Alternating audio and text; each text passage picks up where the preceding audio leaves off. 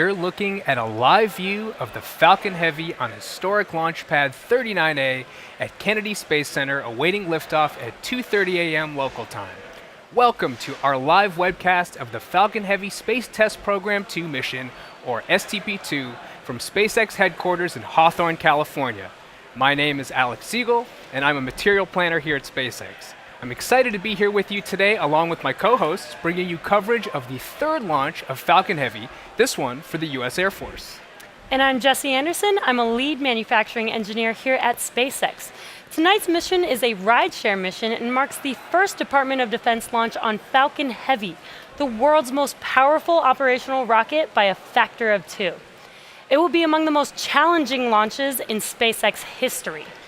We will be delivering 24 satellites to space with 20 distinct separation events for 13 partners.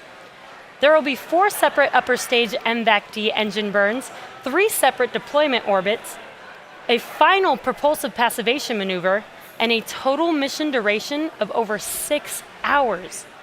But that's not all. As with our previous Falcon Heavy missions, our 3 boosters will undergo 3 separation events and 3 landing attempts. There will be a lot of activity happening all at once over the course of the next 4 hours as we deploy all 24 payloads. It's also worth noting that tonight's mission will be our longest satellite launch to date, with a total duration of over 6 hours, as Jessie just mentioned. We are pushing the capabilities of Falcon Heavy this evening to demonstrate the vehicle's full potential, which is why it's longer than normal. The launch window this evening is 4 hours long, and we are currently tracking towards the end of that window. If we're unable to launch tonight, our backup window opens up tomorrow, Tuesday, June 25th, at the same time. We're currently at T-minus 17 minutes and counting, and all systems are go at Kennedy Space Center. Let's take a closer look at the rocket. Falcon Heavy is essentially 3 Falcon 9 rockets strapped together, which means it can carry a much larger payload, not only to Earth orbit, but to the Moon and Mars. Like Falcon 9, Falcon Heavy is a 2-stage launch vehicle. The big difference is that the Falcon Heavy's first stage is comprised of 3 cores, and the Falcon 9 only has 1. Each one of these cores has 9 Merlin 1D engines, making for a total of 27 overall. Altogether, the engines produce 5 million pounds of thrust, equal to 18 747s at takeoff. In fact, the engines produce so much power that we don't run them all at full thrust all at once until after liftoff. For the mission today, the center core is brand new, but the 2 side boosters were previously flown in April on Arabsat 6A Falcon Heavy mission. This is the first Department of Defense launch flying reused boosters. Now, during ascent, Falcon Heavy will throttle its thrust up and down and on both side boosters in the center core to balance aerodynamic and structural loads on the vehicle. About 70% through the first stage's burn, the 2 side boosters will separate and come back to Earth for simultaneous landings at Cape Canaveral Air Force Station on Landing Zone 1 and Landing Zone 2. At this point, the mission will proceed just like a standard Falcon 9 flight. The center core will keep firing for another minute, then will perform a standard stage separation from the second stage. We will attempt to land the center core on our drone ship, Of Course I Still Love You, which is currently stationed about 650 nautical miles off the coast of Florida in the Atlantic Ocean. It's worth mentioning that for this mission, bringing back the center core will be more challenging than usual, as our booster will be coming in extra hot and our drone ship is positioned almost double the normal distance from land. Given this distance, we may not receive any video of landing. Now, if we are able to land all 3 cores tonight, it will be a particularly exciting achievement. The second stage is exactly the same as any other Falcon 9 flight.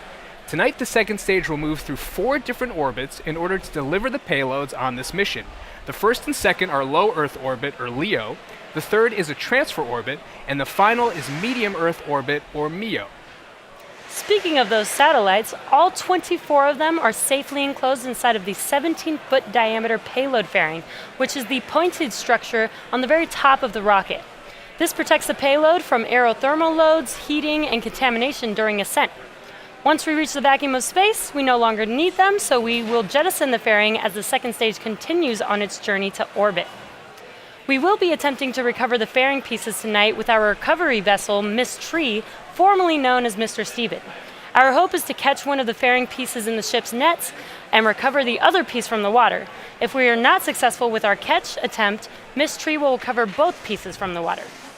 Let's check in on how the countdown is going. It's T-minus 14 minutes, 10 seconds and counting down. Good evening. I'm John Isberger, the Falcon Principal Integration Engineer at SpaceX. Now we are at T-minus 14 minutes from the launch of the Falcon Heavy, and all systems are go for launch on the half hour. Falcon Heavy rolled out to the pad with the payload 27 hours ago and went vertical about 7 hours later. Now we did have a ground hydraulic issue early in the count, but it was fixed, and currently everything is go. We cleared the pad deck at T-minus 9 hours to begin hazardous operations, and just before we began the webcast, the SpaceX launch director pulled the 9 members of the launch team. You can see the firing room at Kennedy Space Center. We pulled the team, got to go for propellant loading and launch. Now we're currently loading propellant on all 3 first stage boosters and the second stage. Now we load 2 propellants on the Falcon Heavy. One is liquid oxygen called LOX. No oxygen is in space to support combustion, so we have to bring our own. We chill it to get it as dense as we can in order to maximize how much we load. The second propellant is our fuel, RP1. That's essentially a purified kerosene. Now these 2 propellants have a long history of usage. The Saturn V first stage, flown from this very pad on the moon missions 50 years ago, used LOX and kerosene. Now for the satellites on tonight's flight, everything is go. The last transfer to internal power is coming up in just half a minute. Other than that, the spacecraft teams here at the Cape are monitoring data as we proceed to T0. And I expect a lot of satellite builders and operators are anticipating getting data from space with a lot of enthusiasm. Now we're launching out of the Eastern Range, supported by Cape Canaveral Air Force Station. The range is currently go. They're prepared to support today's mission. They're making sure that the sea space, the airspace is cleared. No one's nearby to get in the way of tonight's launch. They're also releasing balloons, which brings up the question of how's the weather? The good news is the weather is looking very good. Ground level winds are acceptable. Upper altitude winds are also acceptable. Now, as Alex mentioned, we started the day with a 4-hour window. However, now that we are into LOX loading, we don't have the ability to hold the countdown. Falcon Heavy is 3 rockets counting down at the same time. We need so much liquid oxygen that we would have to scrub tonight in order to use the backup date tomorrow at the same opening of the window time, 11:30 p.m. Eastern. Now, if you followed the SpaceX webcast in the past, you've probably heard me remind everyone that launch is hard. Well, that goes double tonight, as we're going to fly the most demanding mission profile for a Falcon rocket ever. So the SpaceX team has their conservative dial set at 11 and stands ready to take time to look into anything out of the norm. Now, as the energy from the team gathering below me outside of the control center is growing, we are go at T-minus 10 minutes and 51 seconds. As we mentioned earlier, tonight's launch is for the U.S. Air Force and is a rideshare mission with 24 satellites. The mission involves the largest number of government agencies we've had as mission partners, including the Air Force, the Naval Academy, NASA, NOAA, and the Taiwan Space Agency. The specific agency inside the Air Force responsible for overseeing tonight's mission is the Space and Missile Systems Center, or SMC. Let's get some more details about what the agency does and is responsible for.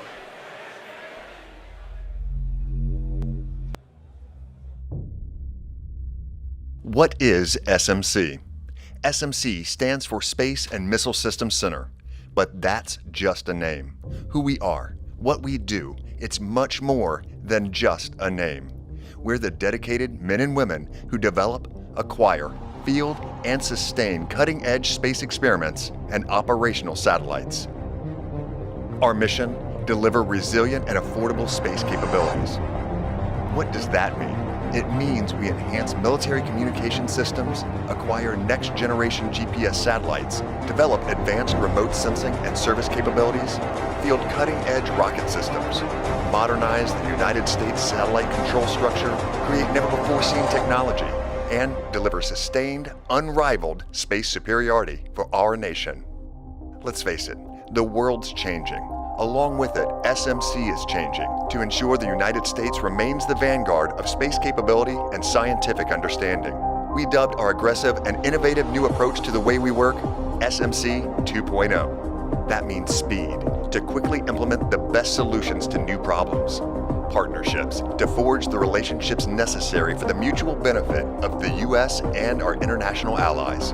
Innovation, to capitalize on the most advanced cutting-edge technology in the world.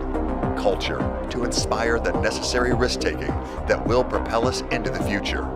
And enterprise, to share our vision of accelerated and affordable space systems for the Department of Defense. Initially founded in 1954 to develop the first intercontinental ballistic missile, SMC has produced unprecedented and unparalleled national defense space technology for over 60 years.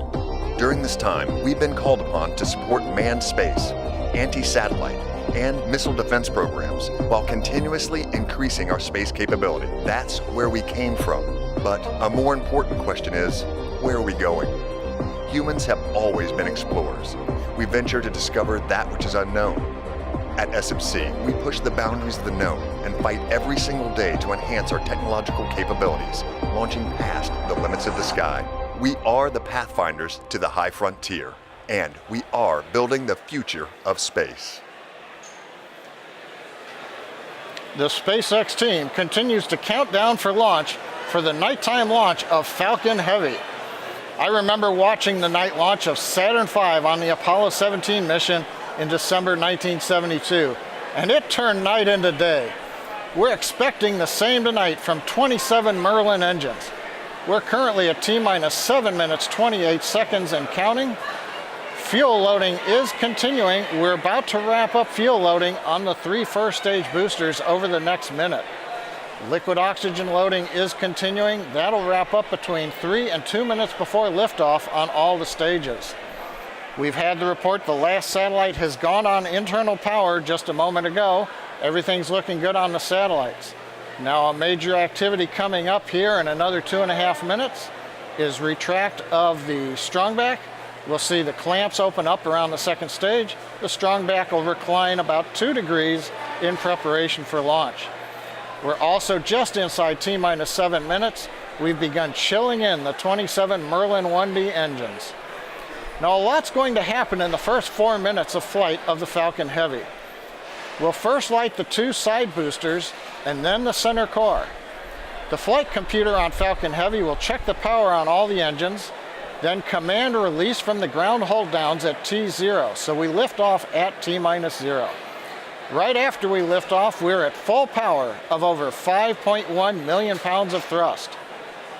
40 seconds into flight, we decrease power on the 2 side boosters in preparation for maximum aerodynamic loads on the vehicle. Once we get through this period, Falcon Heavy will throttle back up to power on the 2 side boosters. We now are 2 minutes into flight, and we're again reducing thrust on the 2 side boosters. This time it's to decrease forces on the rocket structure, especially that structure that holds the side boosters to the center core. The acceleration is building every second as we burn propellant and we're lightening the rocket. So we need to throttle down the side boosters by physically turning off engines to keep the loads below the maximum allowable. 2.5 minutes into flight, we fully turn off the side boosters, called BECO, Booster Engine Cutoff. Then we'll use high pressure gas separation system that's mounted on the top and bottom of the center core. That'll unlock the 2 side boosters and push them away. Now once we're clear of the side boosters, the center core will throttle up to full power and burn another minute. Finally, at just past 3.5 minutes after liftoff, the center core shuts down, main engine cutoff, and the second stage separates. Now from this point on, it's like a Falcon 9 mission, other than we do happen to have 3 first stage rockets returning to Earth at both Cape Canaveral and the drone ship.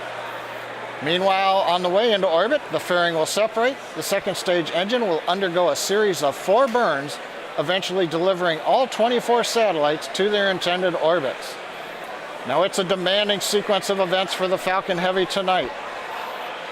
But from this point on, everything is looking good. We're at 4.5 minutes. We're getting ready to recline the strongback, So let's watch and listen to the final countdown.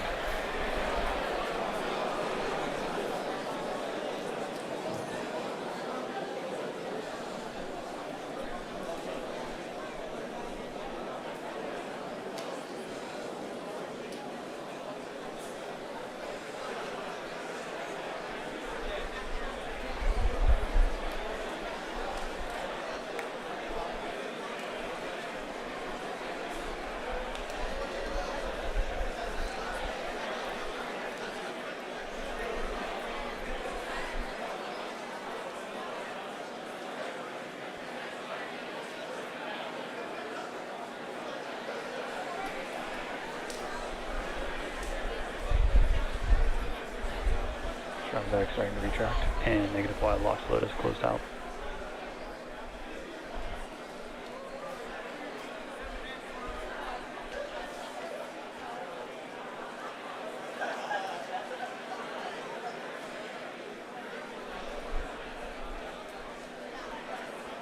And positive Y lock float is closed out.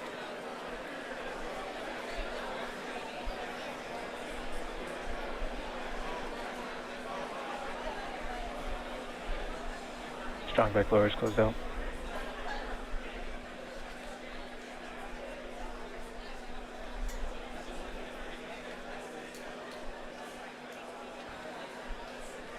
And stage 1 lock float is closed out.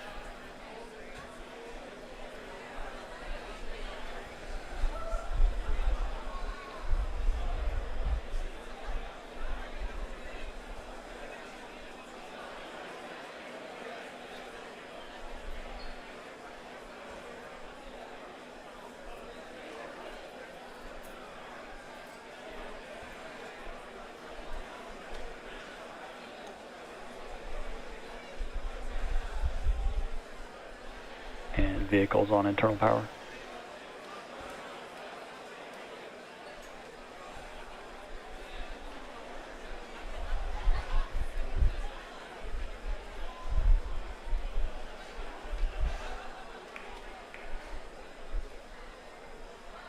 And stage 2 lock float is closed out.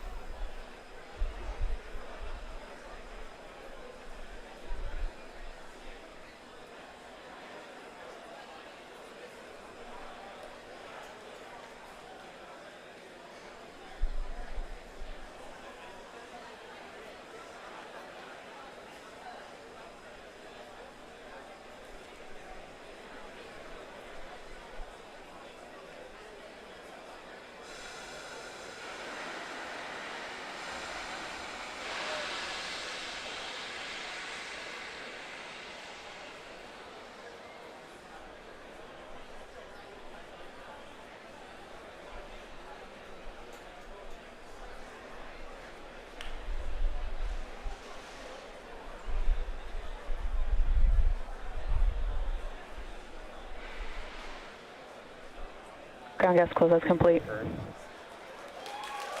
And the vehicle is in startup.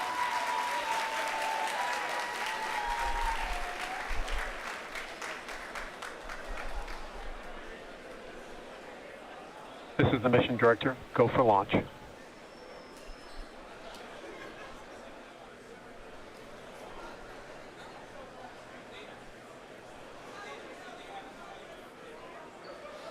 T-minus 30 seconds.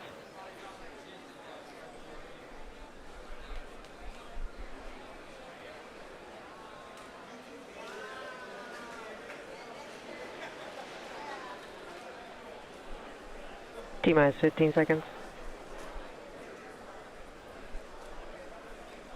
10, 9, 8, 7, 6, 5, 4, 3, 2, 1, 0. Ignition.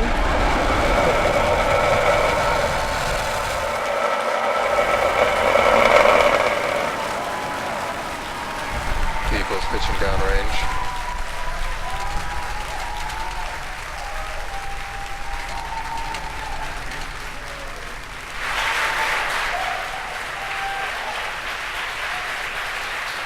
T plus 25 seconds into flight under the thrust of over 5 million pounds. Falcon Heavy is headed to space. We're getting ready to throttle down for passing through the period of maximum dynamic pressure. Max We've Q. heard call out of throttle bucket telemetry for nominal. side core. We're through max Q.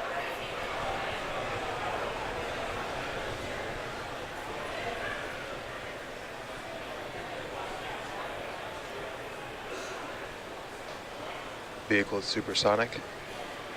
Everything continuing to look good on the Merlin 1D engines. We're throttling back up on the side boosters to full power. A minute 15 seconds into flight. Performance looks nominal.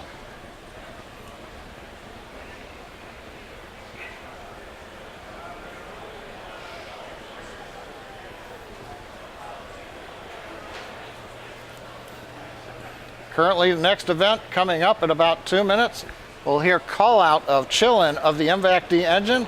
That allows liquid oxygen to the top of the turbo pump to get the second stage engine ready to chill for ignition in just a couple of minutes.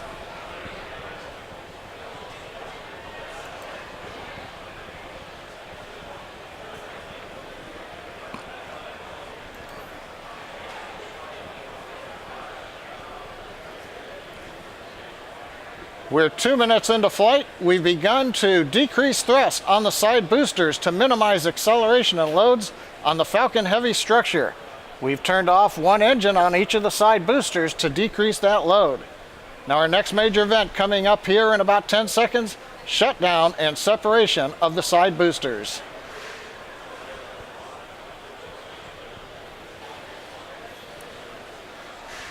The view should be the side booster cameras on two sides and the center core in the middle. Booster shutdown. Booster separation confirmed.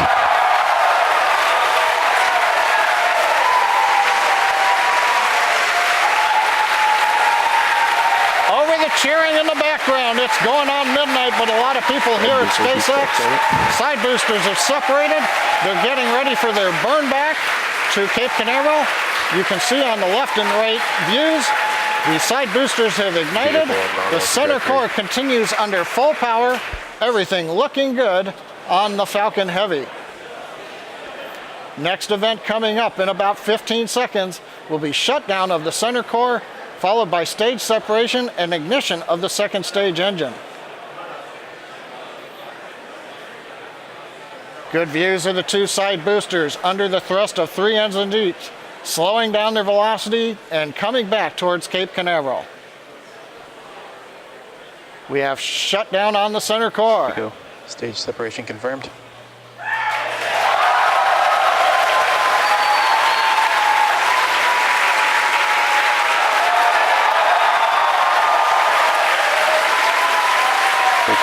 We have successful separation and ignition. We're coming up on shutdown of the two side boosters. Side booster, boost back shutdown. And we've heard the call out side booster, boost back shutdown. The center core, you can see, is not doing a boost back. It's headed downrange to the drone ship. Here comes fairing separation. Cross-ranger nominal. Fairing separation confirmed. We have confirmation of the payload fairing separation. So far, 4 minutes, 17 seconds into flight. Second stage looking good, headed to low Earth orbit, carrying the 24 satellites. The side boosters have done their first boon, coming back to Cape Canaveral. The center core has separated and is beginning its long coast downrange to the drone ship in the Atlantic Ocean. So at 4 minutes, 35 seconds and counting, everything looking good on Falcon Heavy.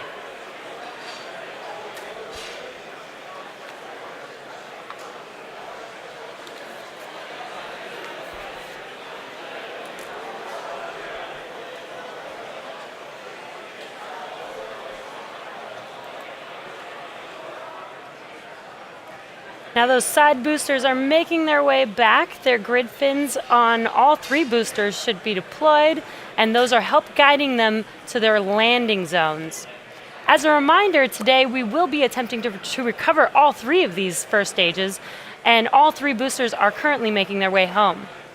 In just a few minutes, the side boosters will execute an entry burn followed by a landing burn, and the center core will complete the same burns just a few minutes later.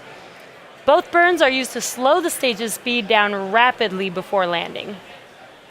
At the time of separation, the side boosters were traveling slow enough to turn around and make their way back to land at our side-by-side landing pads.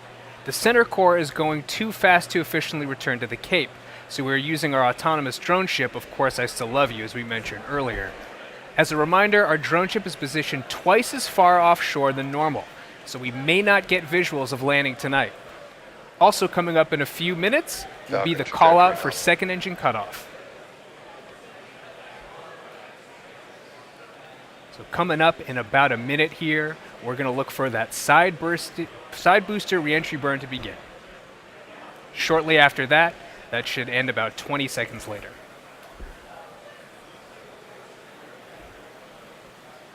You can see both of those boosters on the infrared camera on the left side of your screen.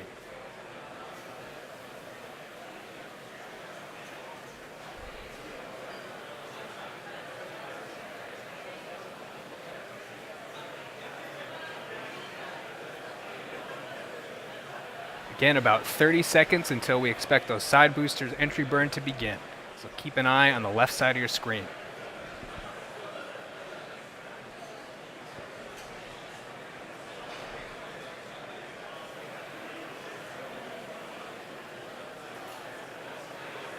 In about 10 seconds, we should see those side boosters reignite for their entry burn. Side booster entry burn startup. And we have confirmation that the entry burn has begun. And in about 15 seconds from now, we expect that to end. Oh, wow.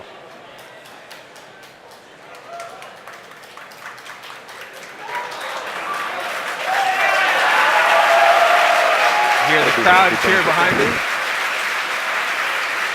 And that entry burn has completed. Note that second engine cutoff and the center core will be landing almost at the same time. So we're going to have a few events in succession at about T plus 8 minutes and 21 seconds. Both side booster FTS is safed. Stage 2 FTS is Falcon safe. is in terminal guidance.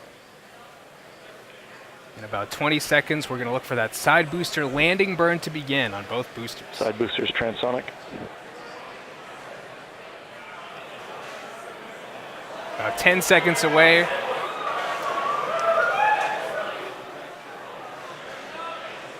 Side booster landing burn startup. We've heard the call out for side booster landing burn startup, and there you see it on your screen. See it coming towards our two landing pads.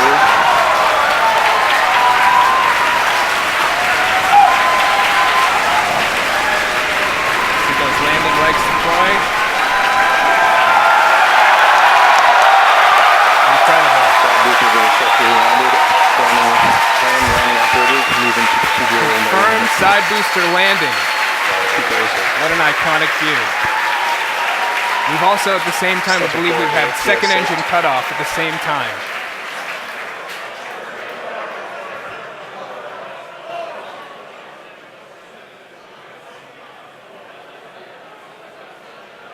As we mentioned earlier, the center core entry and landing is going to be risky.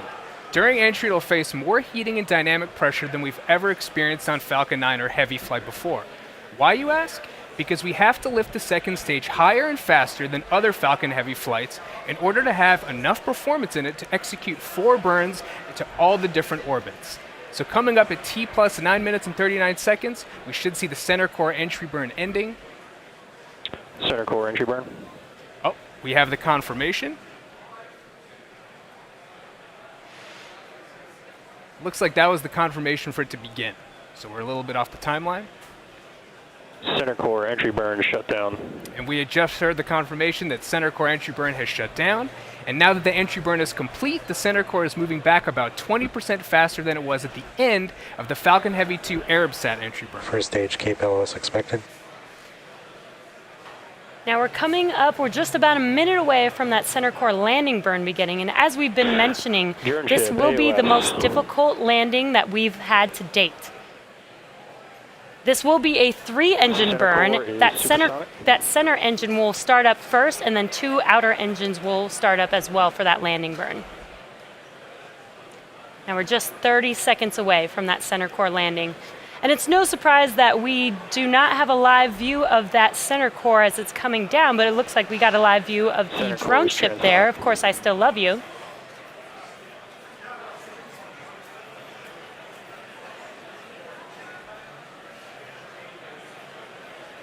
If you're just now tuning in, we're just about 10 seconds away from that center core landing burn beginning.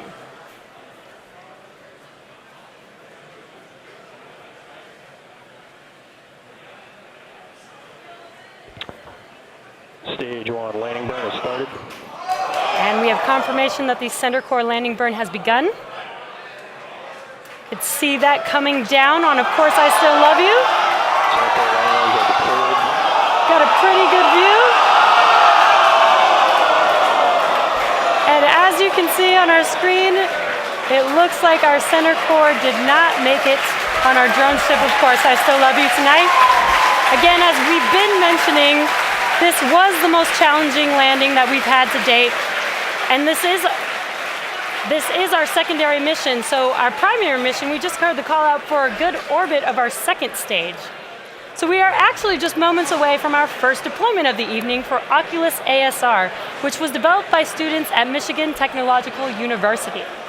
We will be passing beyond the Bermuda ground station, so there is a chance that telemetry may cut out a few seconds before deployment, in which case we won't be able to see the satellite actually deploy on camera or get confirmation of a successful deployment until telemetry is restored. Now we're just about 30 seconds away from that deployment, so we'll listen into the nets for that confirmation.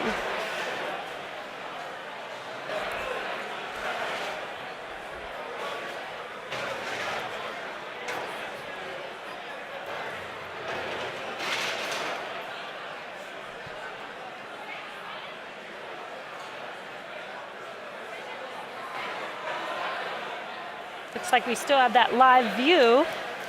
Might have a chance to see this deployment live on camera.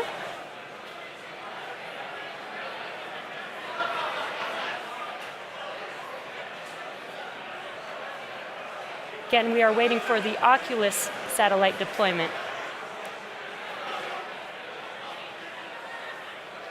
And as we expected, looks like we lost that live view. So we will wait to get some confirmation of that deployment, and we will update you guys in a few minutes later on in the webcast. We are now in between ground stations for the next few minutes with nothing to see. So we are going to take a quick break, but we will be leaving you with an animation that shows you where we are throughout the coast phase. We will be back around T+20 minutes for our next set of deployments, and it's worth noting that since we won't acquire ground station coverage again until T+21 minutes, we are going to miss that first P-Pod 1 CubeSat deployment. See you back here in about 6 minutes.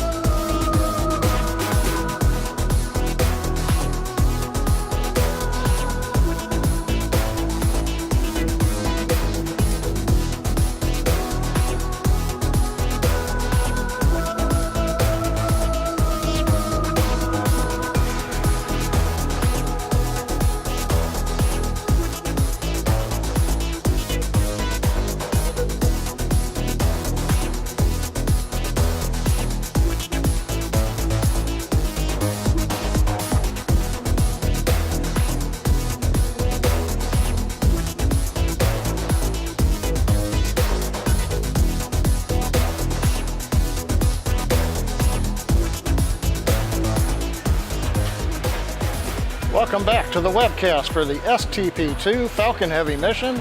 We're T plus 20 minutes and 7 seconds and counting. Right now, as we left the webcast, we were waiting to see the Oculus satellite deploy. We didn't have confirmation when we lost signal over Bermuda. That was normal, losing signal. You do it when you pass beyond line of sight. We also should have had a minute and a half or so ago the first P-Pod #1 open up and deploy 2 CubeSats for the Naval Research Laboratory.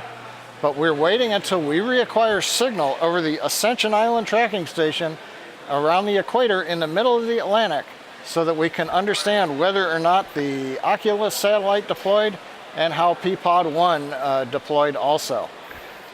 While we're waiting for acquisition of signal from Ascension, just to recap, we had a great launch of Falcon Heavy. The 2 side boosters did their choreographed landing at landing zones 1 and 2. The center core, as you heard from the people and may have seen a shot on the screen, missed the drone ship. We knew this was going to be the toughest reentry. We are getting data back, so the team will understand over the next hours and days how things have gone. It looks like now we're beginning to reacquire signal over Ascension Island. We're waiting to hear a call out how the first 2 satellite deploys have gone.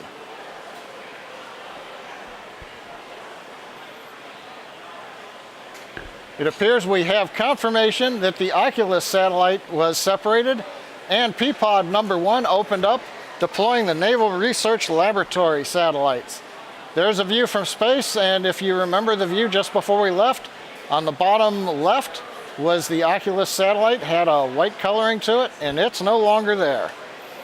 Now we're going to cover the last of the 8 P-Pod satellites that are coming up for deployment, and that's going to take about 30 minutes to get through this sequence. The next deployment comes up just before T plus 25 minutes. Now these 8 deployers will open, and they'll release 11 satellites. Now if you've watched our coverage from other launches like Iridium, you know that the 1 camera we have on top of the payload attach fitting cannot see all sides of the dispenser holding the satellites. Because of the positioning right there, as you see on your screen, of the 1 camera, we won't be able to see all of the CubeSat deployments today.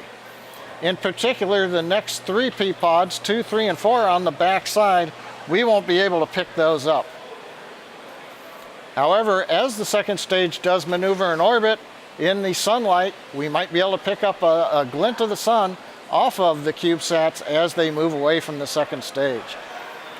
Now the next deployment, coming up just before 25 minutes, is known as Falcon Sat 7. This is an optical telescope for the United States Air Force Academy. The CubeSat, when it is ejected, will eventually deploy a rigid boom that holds a membrane that acts like a lens in a telescope. And once that membrane is rigid, it will allow imaging of the sun. So this is a deployable optical telescope for the Air Force Academy. However, as I said, we won't be able to see it. We'll have to wait for call out to confirm the separation.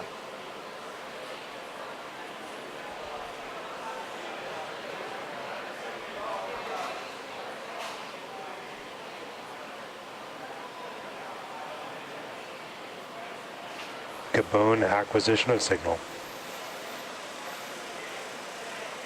We've heard a call out. Gabon has acquisition of signal.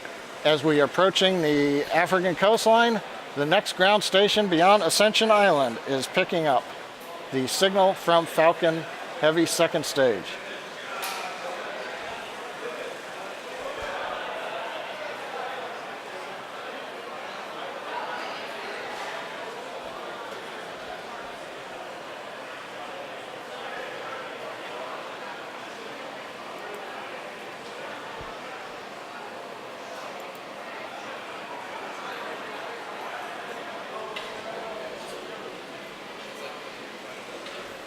Coming up on deployment in about 5 seconds.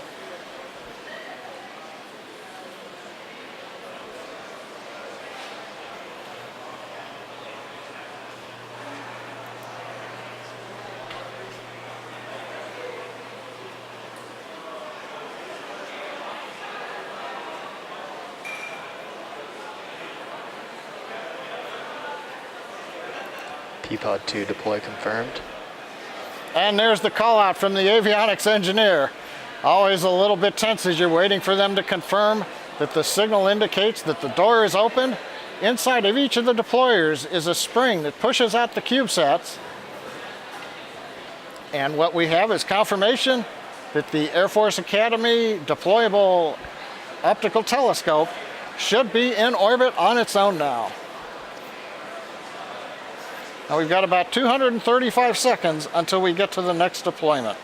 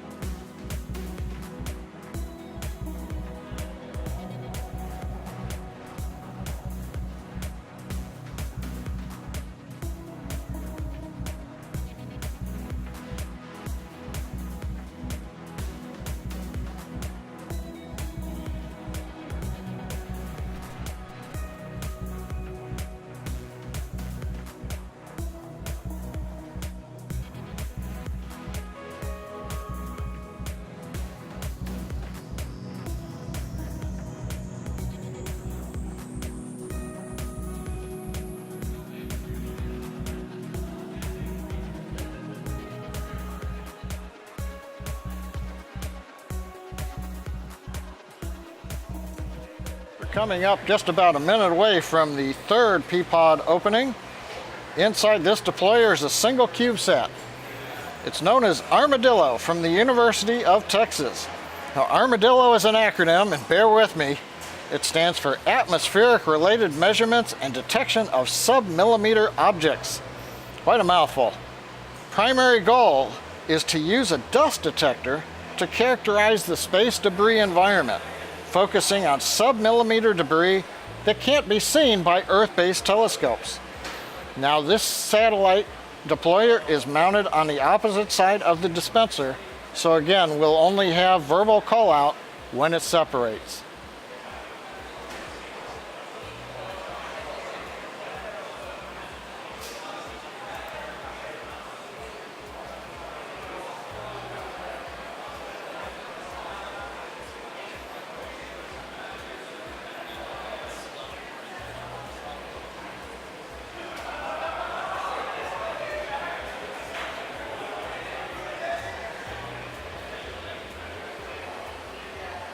P-Pod 3 deploy confirmed. And confirmation, P-Pod number 3 has opened. Armadillo should be on its way into orbit in the vacuum of space. Next up will be a quick turnaround, only about 145 seconds until we get to the next deployment.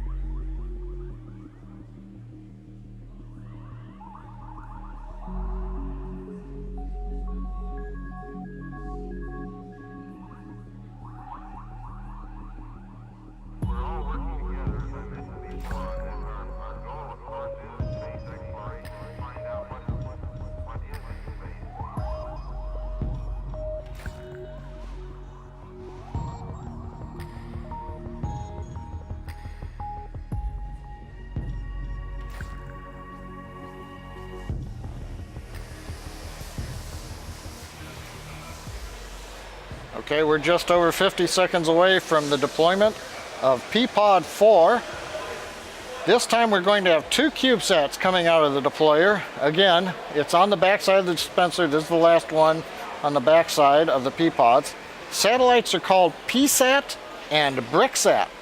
PSAT's an amateur communication satellite, and BRICSAT is a small satellite that has a micropropulsion system to perform experiments with attitude control.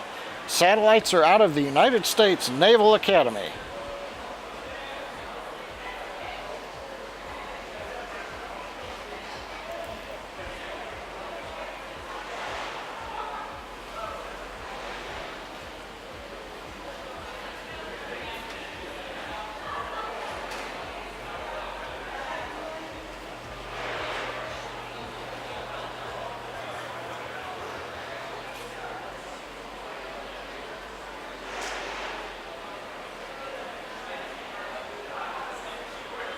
P-Pod 4 deploy confirmed. And we have confirmation over the net from avionics. HPK. P-Pod number 4 has deployed. At the same time, we now have acquisition of signal over Hartebeestok, known as HBK, in Africa. And we've got about 165 seconds until P-Pod 5 opens up.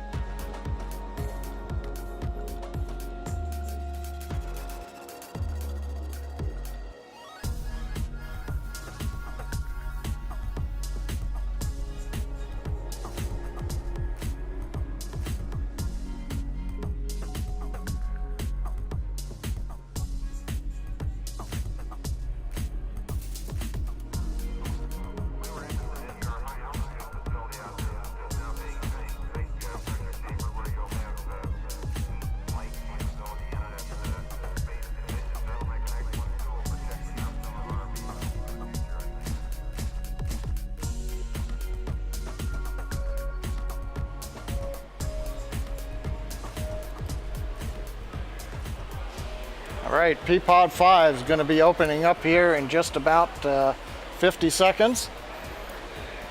This P-Pod is holding a CubeSat called Prometheus for Special Ops Command.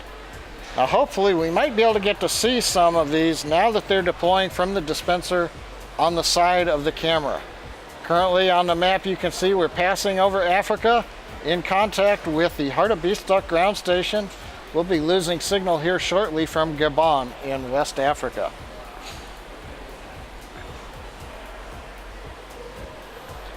Now in this view, the P-Pod dispenser is located probably at about the 2 o'clock position around the dispenser, the very top. So you've got to look up there and we might see something going by. However, we're also starting to get a sun flare off of the camera.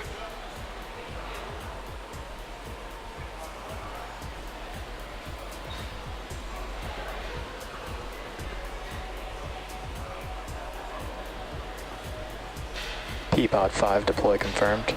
We've heard the confirmation. P-Pod 5 is deployed.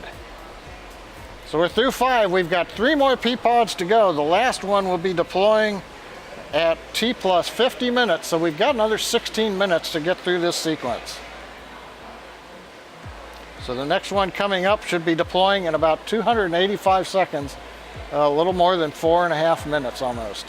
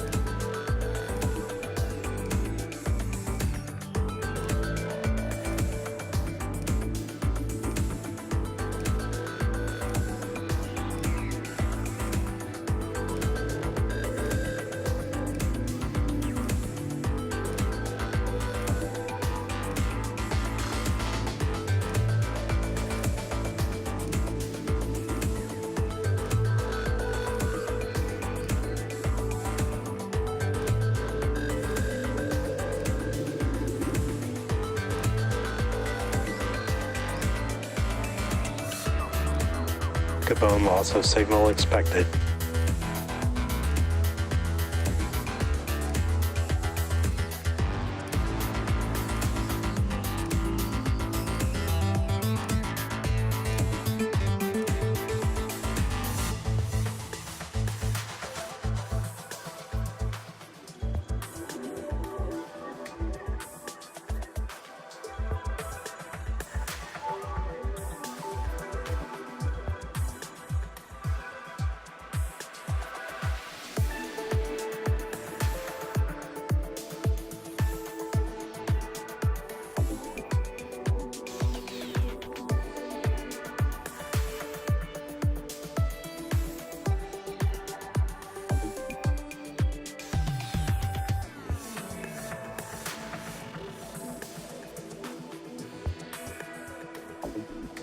Mauritius acquisition of signal.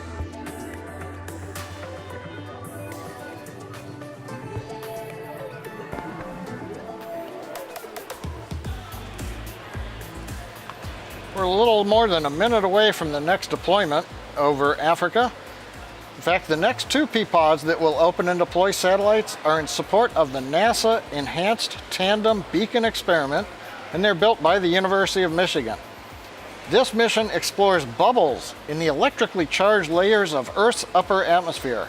Now, these bubbles can disrupt key communication and GPS signals that we rely on here on the ground. They currently appear and evolve unpredictably and are difficult to characterize from the ground. So the two satellites that will be deployed over the next several minutes are going to help try to understand that problem and find ways to work around it. As you can see on the map, we're currently over East Africa, downlinking through the Mauritius ground station.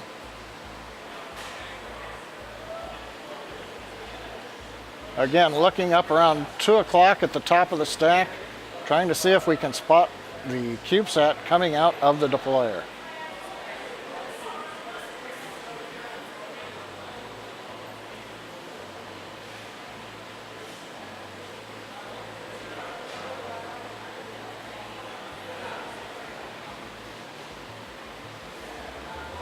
P-pod 6 deploy confirmed. We've got confirmation over the net. P-pod 6 deployer has opened. We should have the Tandem Beacon Experiment satellite ejected. I was looking for it on the screen, but I didn't spot it. The white objects you've seen coming off to the right-hand side, those are not the CubeSats.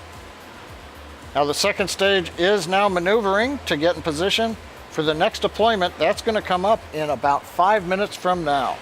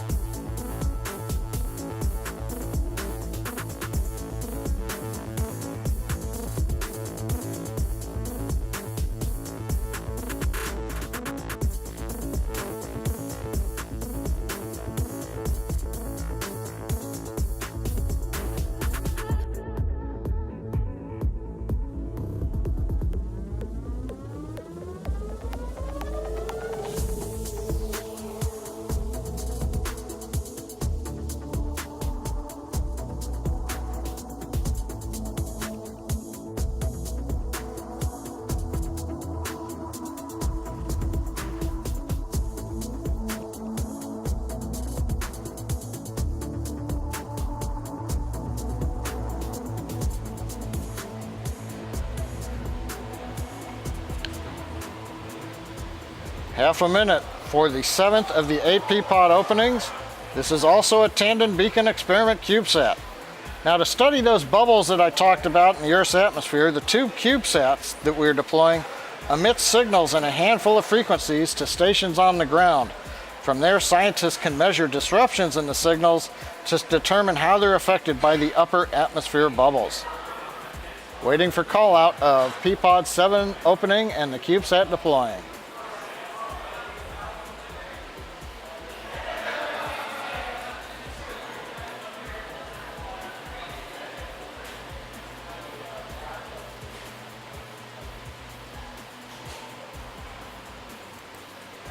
P-pod 7 deploy confirmed. And we've got it, a little late sounding, but we have confirmation.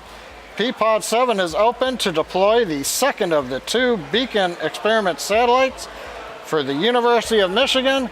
And all I've got to say for that is go blue. We're 375 seconds to the final deployment of the P-pod series.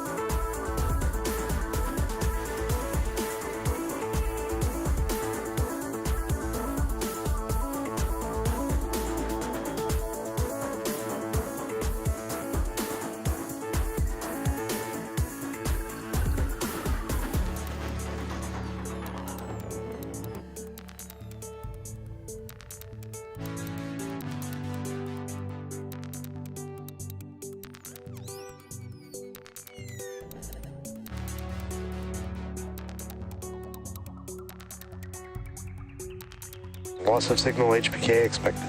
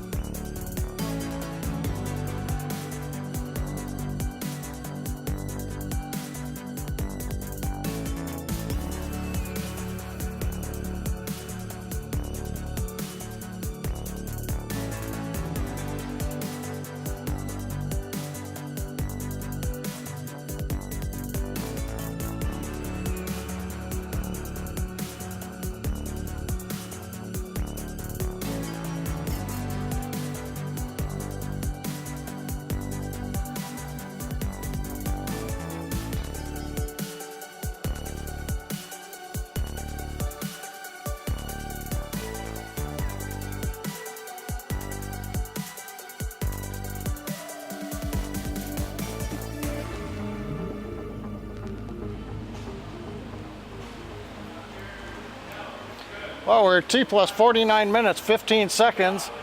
We're out between Africa and Australia getting ready for the last deployer, which will release 2 CubeSats that have been working together starting at liftoff.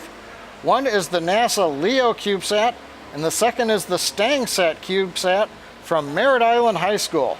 Now this combined mission will measure and record the temperature and acceleration data from within that deployer, the P-Pod, during today's launch. Now in addition to collecting that telemetry data during the launch, STANGSat will stream its data in real time via Wi-Fi to the LEO CubeSat, something that typically we've not seen done before in CubeSats. We're waiting for call out of the CubeSat deploy. P-Pod 8 deploy confirmed. Deploy confirmed, and we saw it, at least I did, coming out of the top of the screen. So STANGSat and LEO have successfully separated. And as a reminder, the Merritt Island High School team has been working on this project since 2011, according to their Facebook page. So after waiting a long time for a ride to space, we'll celebrate deployment with Go Mustangs! So we've gotten through the first set of satellite deployments. The Oculus SmallSat and the 8 P-Pods have all opened up. We've got a 21-minute break before we relight the second stage engine to change our orbit. So we'll be back with that. We're going to leave you with the animation that shows where we are in the coast phase, returning at T plus 1 hour, 12 minutes, just about 21 minutes from now, for the second burn of our upper stage engine.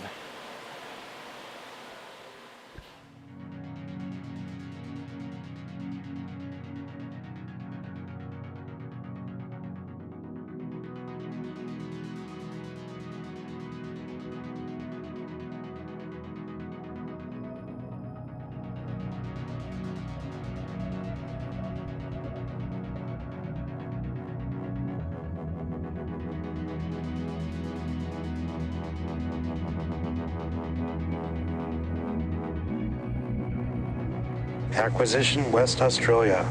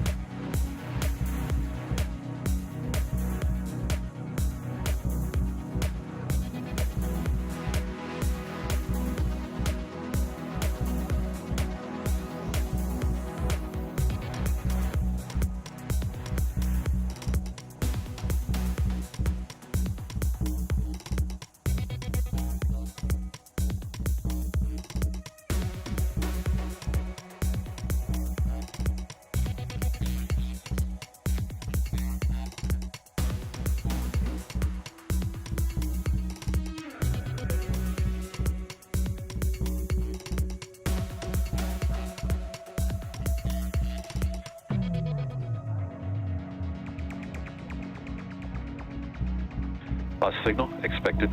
Diego Garcia.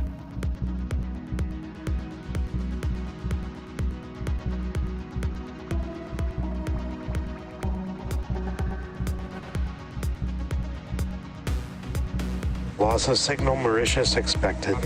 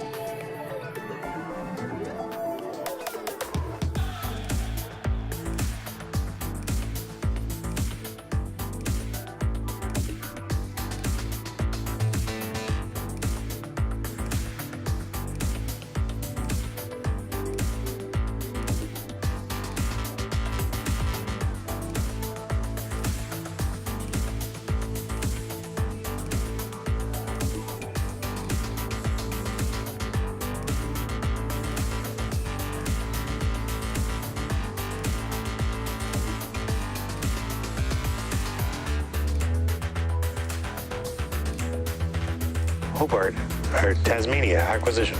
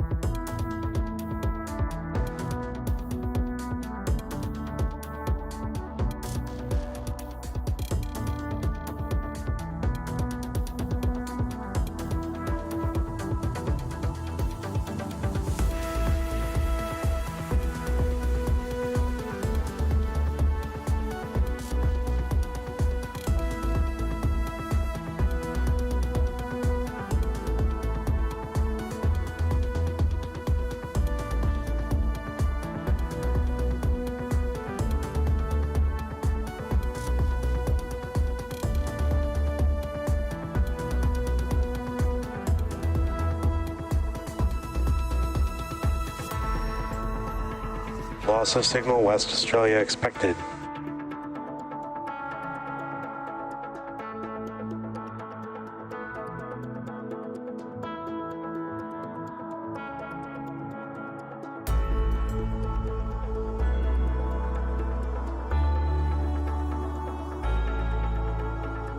Loss of signal Tasmania expected.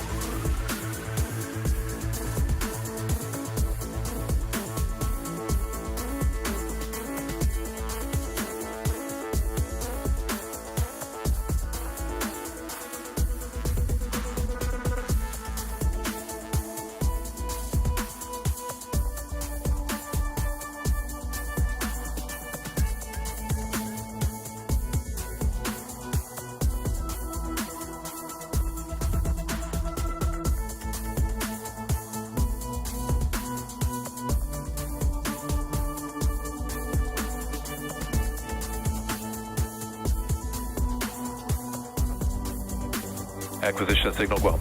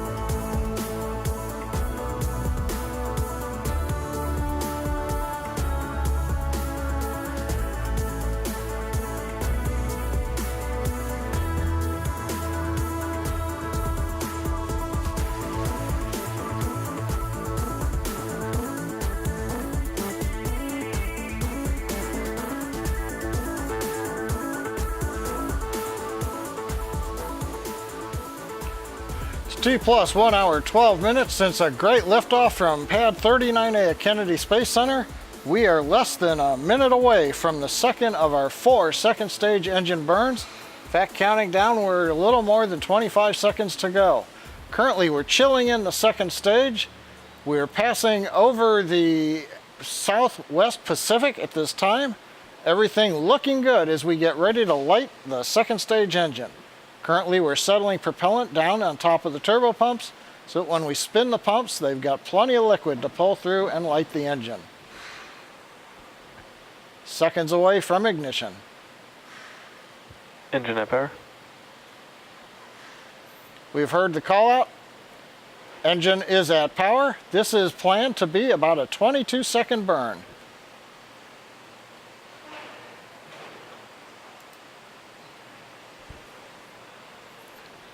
Throttling down the MVAC engine. And we heard a report we have good shutdown.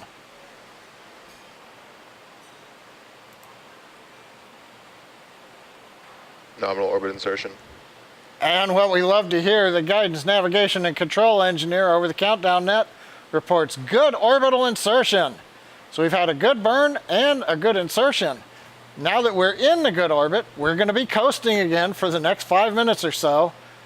We'll be back around T plus 1 hour, 18 minutes, and 30 seconds for our next set of deployments. So stay with us. This will be a series of 10 small satellites, as well as the light sail and 6 cosmic satellites. And ladies and gentlemen, there we've got way out in the Atlantic, even farther away than the drone ship, Ms. Tree successfully with a payload fairing half. The second payload fairing half they've also spotted in the water, but we have accomplished the first landing on the net of a Falcon payload fairing half.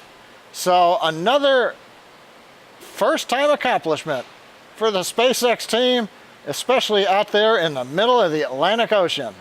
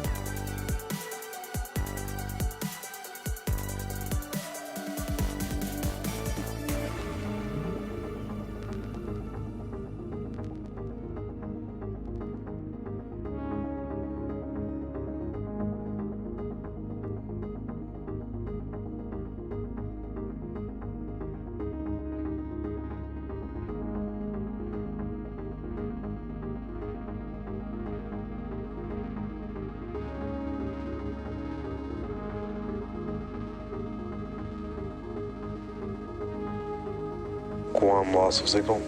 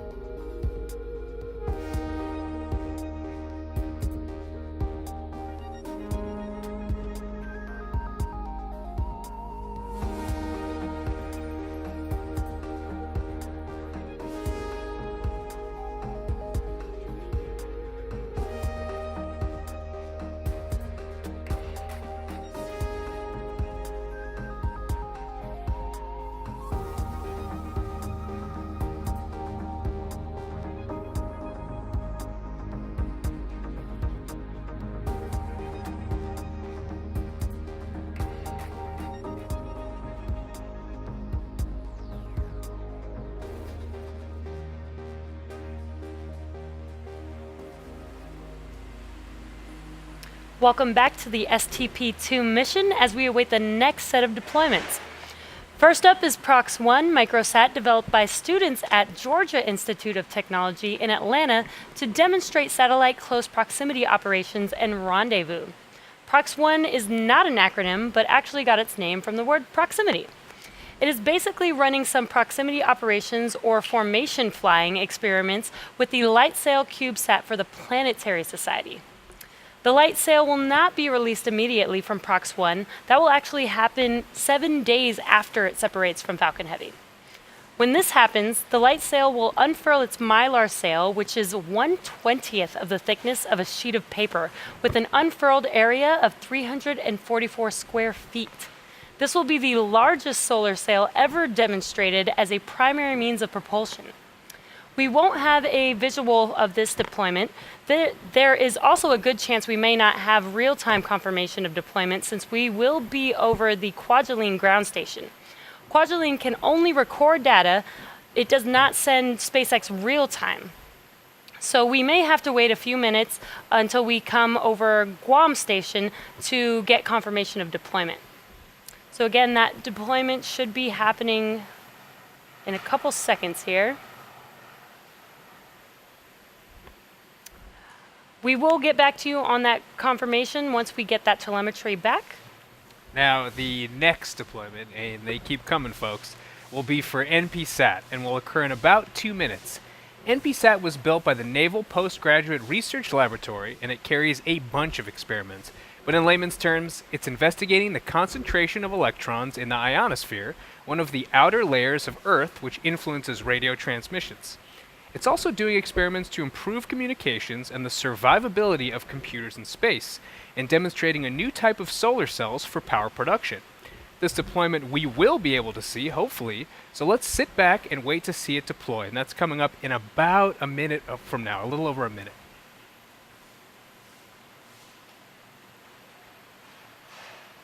Now, looks like we're still waiting to get connectivity, so despite what I just said, we may not get a visual. Hopefully that comes back on for us.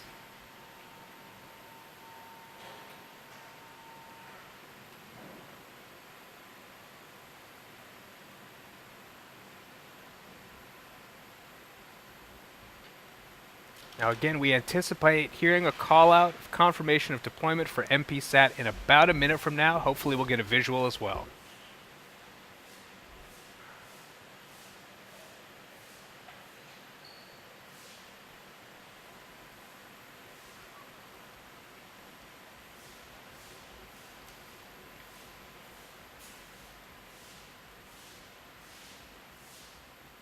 Still waiting on that connection over Guam. We're about 30 seconds away from deployment of the NPSat. AOS Hawaii. PROX-1 deploy confirmed. And we did just hear confirmed over the nets that PROX-1 deploy was confirmed. Very exciting, another successful deployment. And in about 10 seconds from now, hopefully we'll hear the same thing and see it as well for NPSat.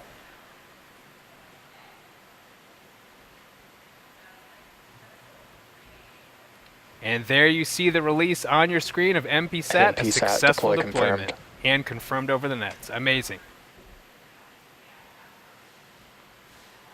The next deployment will be for the General Atomics Electromagnetic Systems Orbital Testbed, or OTB. Separation will occur in just about a couple minutes from now. Due to the positioning of our camera, though, we will not be expecting to see this deployment live. OTB is a versatile modular platform based on a flight-proven hosting model to test and qualify Acquisition technologies. SSC Hawaii. On STP-2, OTB is hosting several payloads for technology demonstration purposes, including the Deep Space Atomic Clock, designed, built, and operated by NASA's Jet Propulsion Laboratory on behalf of the Space Technology Mission Directorate to revolutionize how spacecrafts navigate. This Deep Space Atomic Clock could change the way we navigate in space. It will be the first ever ion clock flown in space and represents the beginning of an era of better space clocks based on the Mercury ion. It loses only 1 second in 9 million years. Any atomic clock for navigation has to be very precise. Even a clock that is off by 1 second could mean the difference between landing on Mars and missing it by miles.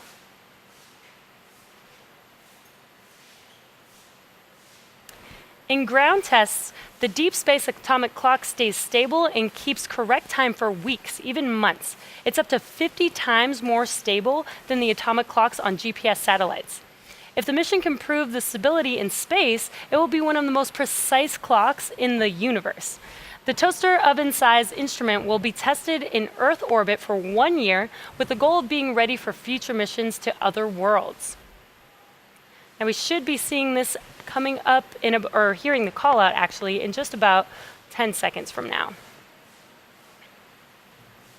Again, we will not be able to see this live since it is not in our camera view. OTB payload deploy confirmed.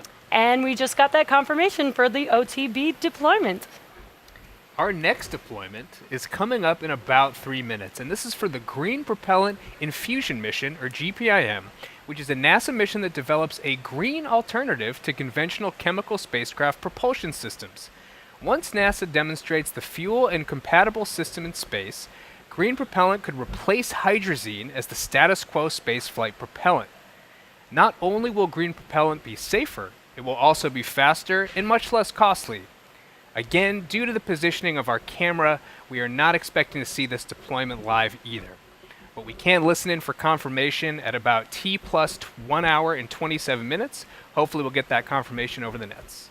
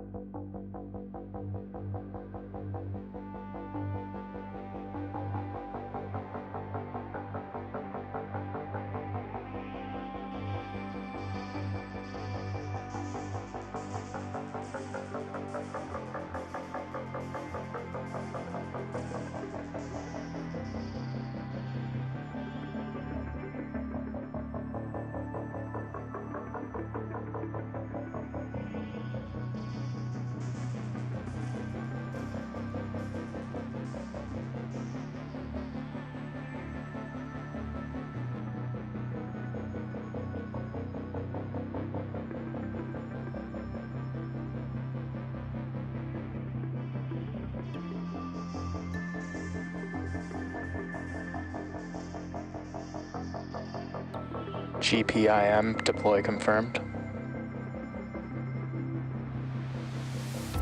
And we have just confirmed, and we actually saw a little bit of confirmation, of deployment of GPIM satellite. We're now one step closer to changing the way we travel to and around space. Well, T plus 1 hour, 27 minutes, 40 seconds, and the hits just keep on coming. Next up, in about 4 minutes, is the deployment of 6 Cosmic 2 satellites. Now, Cosmic 2 is a partnership between the U.S. National Oceanic and Atmospheric Administration, the United States Air Force, Caltech's Jet Propulsion Lab in support of NASA, Taiwan's National Space Organization, the United Kingdom's Surrey Satellite Technology Limited, the Brazil Institute of Space Research, and the Australia Bureau of Meteorology. Wow, that's a mouthful, especially an hour and a half into the webcast. Well, this 6 satellite constellation will provide next-generation global navigational satellite system radio occultation data. Now, radio occultation data is collected by measuring the changes in a radio signal as it's refracted in the atmosphere. That means we sample radio signals that have traveled through the atmosphere to measure temperatures and moisture in the Earth's atmosphere layers. This will be used to better predict weather events like hurricanes and model long-term climate trends around the world. Now, if you've seen our simulation of the deployment on the SpaceX webpage, spacex.com, look for STP-2, got a nice video of all the satellite separations, you'll notice that the second stage rotates along the roll axis to orient each of the 6 cosmic satellites for release. So the sequence we go through for each satellite, the second stage slews using cold nitrogen gas thrusters to get to the correct pointing vector, and then we command from the flight computer the signal that will release the satellite. Once that satellite is deployed, the flight computer then commands the stage to rotate to the next position, and another cosmic satellite is deployed, and we'll repeat this process until all 6 are separated. Now, currently we're coming up in a little under 2 minutes for Cosmic 2-5 to deploy. The numbers are 1 through 6, but we don't deploy them in that order. The view you can see from space right now, just a second ago, the SpaceX camera on the back end of the second stage showed the MVAC-D nozzle extension. It's cold after its recent second burn, and we occasionally vent liquid oxygen out the drain tube to help keep pressure stable in the stage. Not this view, but the other one showed one of those nice pieces of solid oxygen. That's oxygen in the vacuum of space. It's so cold that it's turned into solid. It's not a liquid or gaseous oxygen like we breathe. That gives it that very fragile looking Christmas tree look, and it's not very hard. It's a very fragile substance. You'll see those pop off during the flight, and you'll probably see them going past the camera looking forward from time to time as the stage maneuvers around. Now, currently we are in a 3.5 minute maneuver to get to the correct position for the deployments. As I mentioned, the next deployment comes up at just after 31.5 minutes, 1 hour, 31.5 minutes into flight. So we're going to wait and look for it. Now, in the view that you can see on your monitor, Cosmic 2-5 is in the top left of center. You can see part of it has a white bottom. That should be the Cosmic 2-5 satellite that we'll see deploy coming up here in just over 1 minute. Just next to it is another one of the cosmic satellites, and then there's a third one also on the right above the one closest to the camera.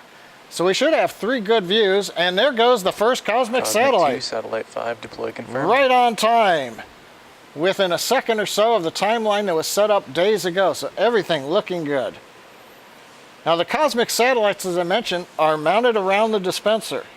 Now, if you remember again our Iridium missions, we had 2 cylinders mounted on top of each other, each holding 5 satellites. Now, the design for STP-2 has 2 cylinders that hold the cosmic satellites. There are 4 satellites on the lower cylinder, and there are 2 on the upper cylinder. We just saw one of them on the lower cylinder, satellite 5, separate. And of course, just like the Iridium mission, our camera cannot see all sides of the cylinder. So we had a great view just now of the first cosmic deployment, but the next 2 coming up are out of view. Maybe, however, during the next 15 minutes, as we're maneuvering that second stage, we might get a glimpse of the larger satellites as the sun bounces off of them as we head towards evening over the Pacific Ocean. So currently, next separation coming up in just over 2 minutes. That'll be Cosmic 2-6. That one will not be visible from the camera. We'll be back to talk about that in a couple of minutes.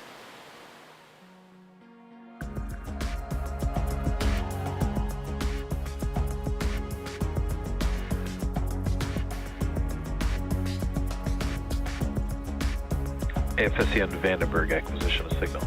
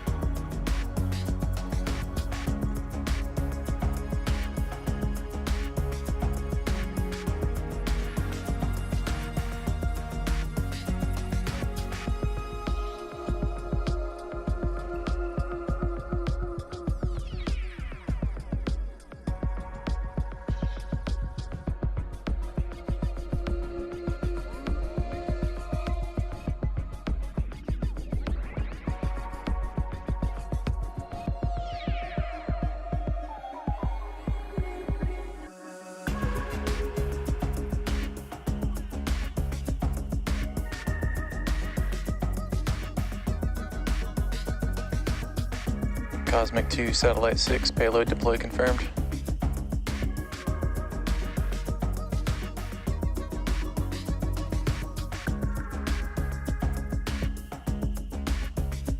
And we heard confirmation.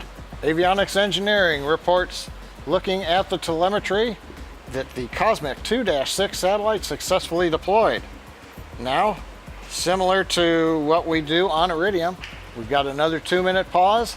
We'll be back for Cosmic 2-2 deploy. This one also will not be visible from the camera.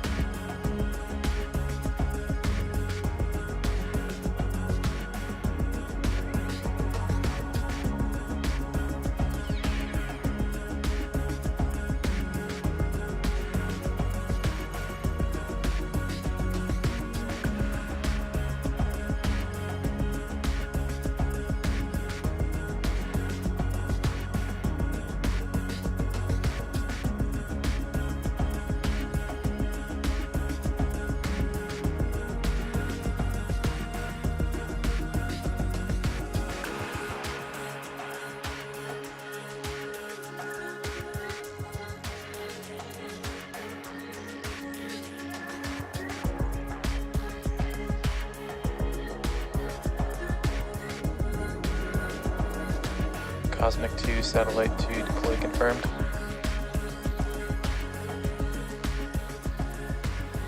And another good call out from Avionics Engineering, watching the telemetry as we're passing through both over the Vandenberg ground station now, coming up on the continental US. Cosmic 2-2, the third of the 6 cosmic satellite constellation that performs radio occultation data by sending signals through the Earth's atmosphere, has successfully deployed. Next up will be Cosmic 2-4. That'll be coming up at 1 minute or 1 hour, 39 Signal minutes, Hawaii 57 expected. seconds. Signal FSC and Hawaii expected. And we are reporting loss of signal as planned of Hawaii, ground station contact with the second stage as we flying further eastward, passing now through the Vandenberg ground stations and coming up on the SpaceX ground station in South Texas a little bit later on. But for now, we've got another couple of minutes. South Texas. And there you heard it, the South Texas ground station. SpaceX is located there, has picked up the Falcon Heavy second stage. So we'll be back in a couple of minutes when we listen to the deploy of Cosmic 2-4. This satellite should be visible. It's on the bottom center, or just left of center, that large satellite that was next to 2-5 when it separated a little while ago. We'll be back shortly to watch that deploy.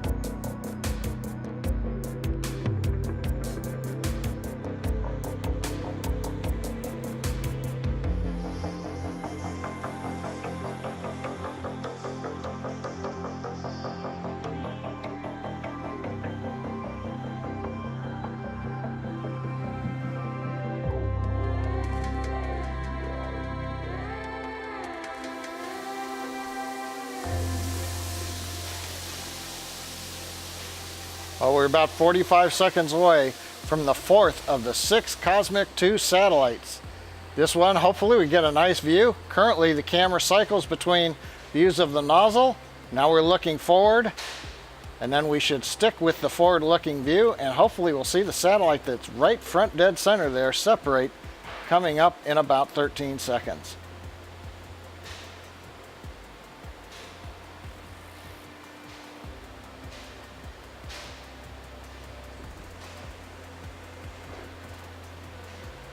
About 10 seconds to go. There it goes. Cosmic 2, Satellite 4, deploy confirmed. Cosmic 2, Satellite 4, the one we intended, is on its way into its own orbit. You can see a little bit of that round mounting ring where the satellite was attached to the dispenser that's attached on top of the Falcon Heavy second stage. So next up, we've got Cosmic 2-1. That one is on the back side. That'll be in 3 minutes. We won't be able to see it. And then we'll wrap up with Cosmic 2-3. So we're 4 down, 2 to go of the Cosmic satellites. The P-pods have all opened. They've deployed their CubeSats. The small sats have all deployed. So we've got 2 more Cosmics to go. And then if you can see at the top left of center, that large white flat panel, the very last satellite to be deployed, and that's still another couple hours away almost. That's the DSX satellite that'll cap off the mission. So that one's going to be there for a while, but we'll be bringing you that after we get through the 3rd and the 4th burns of the upper stage engine. But for now, we're going to sit back, watch the video from space, and prepare for Cosmic 2-1 deploy coming up in just over 2 minutes.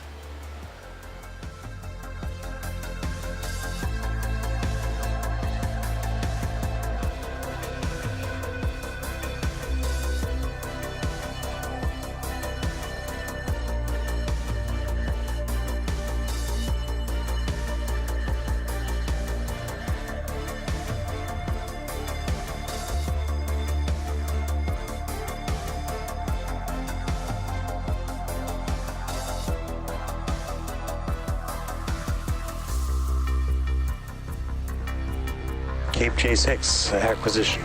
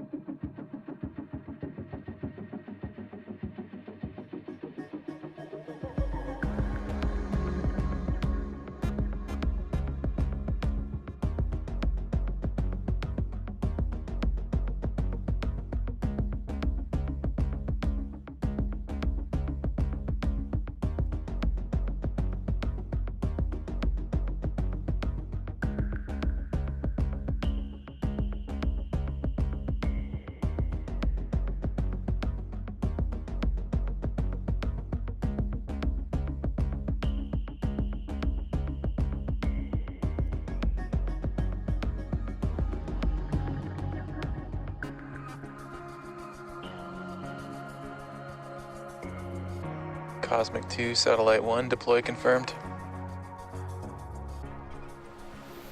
Well, we're just over 100 minutes into flight. We've had the 5th successful cosmic satellite deployed, 2-1, out of view, but that means the next one coming up, that's the one right in the middle there.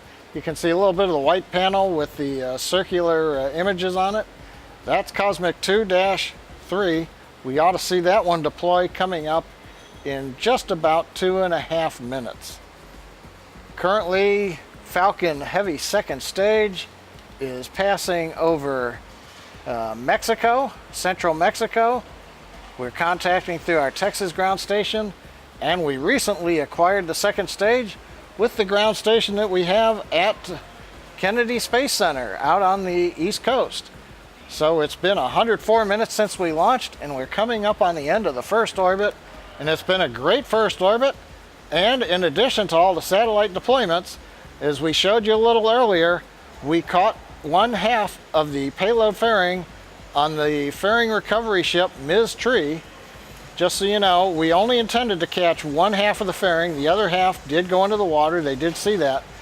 The way we're working it right now is catch 1/2 and make sure that you've got that process understood. Then we'll come back and learn how to do 2 at a time. So right now, coming up, T plus 1 hour 44 minutes and 50 seconds, everything going well. We'll be back for the final deploy of the cosmic satellites shortly.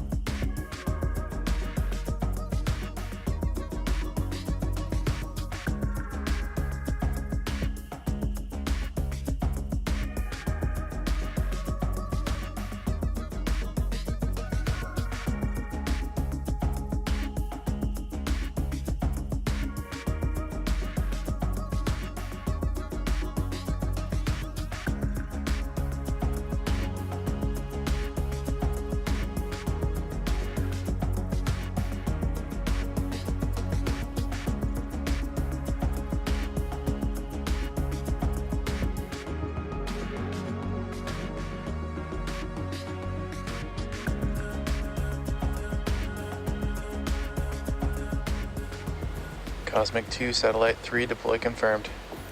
And we've heard the call out from avionics confirming what we all just got to see. Cosmic 2-3 successfully deployed. That makes 6 for 6 for the cosmic satellites. Everything continuing to go well on the deployment sequence. Now we've had 23 satellites deployed, and we have just 1 more to go. But to get there, we have a couple of second stage engine burns to perform before we're ready to release that final DSX satellite into space. So for now, we're entering a 20-minute coast phase, so we're going to take a break, but we are leaving you with an animation that shows where we are in the coast phase and some of that great SpaceX music. We'll be back around T plus 2 hours, 7 minutes for the third of 4 ignitions of our second stage engine.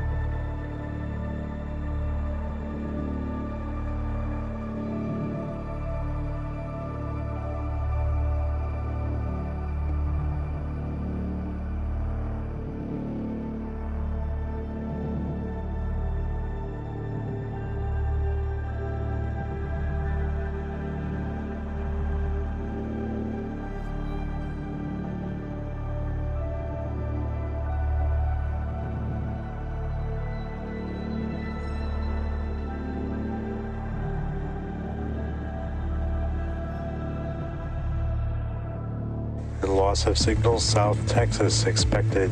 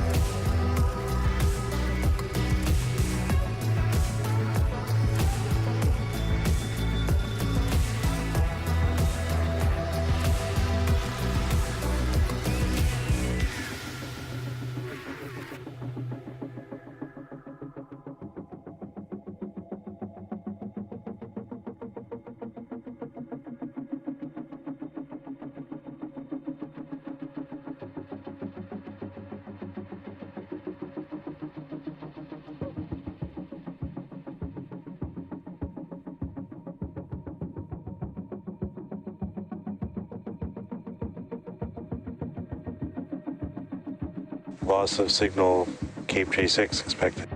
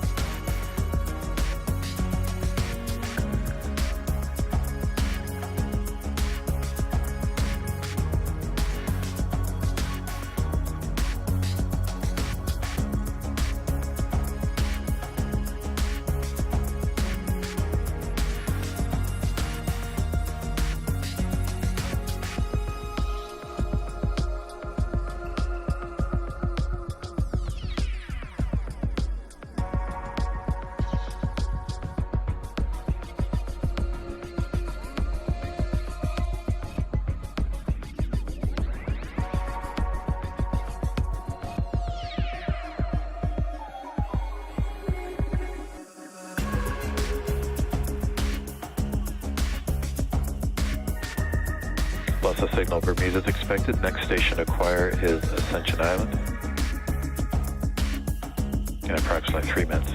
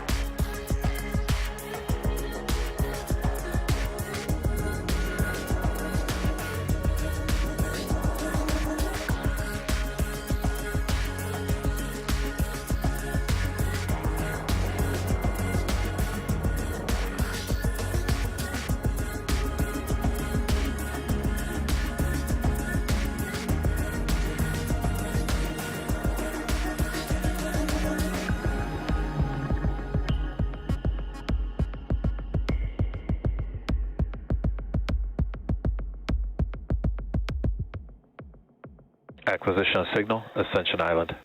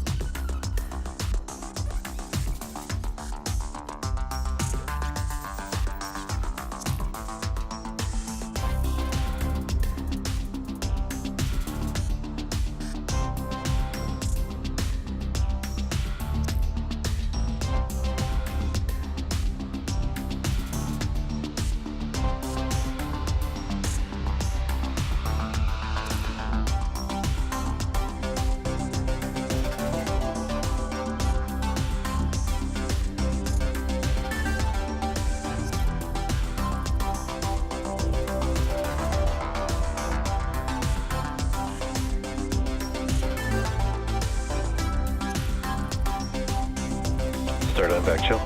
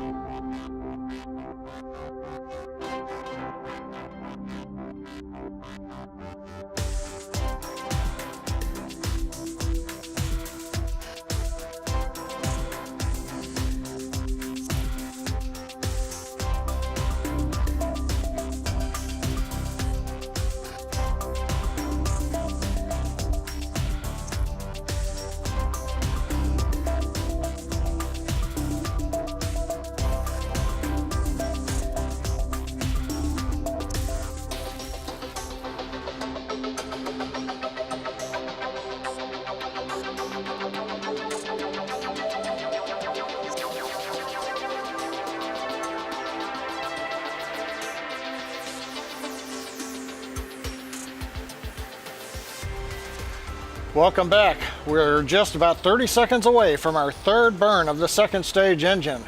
We're currently passing over the equator in the middle of the Atlantic over the Ascension Island tracking station.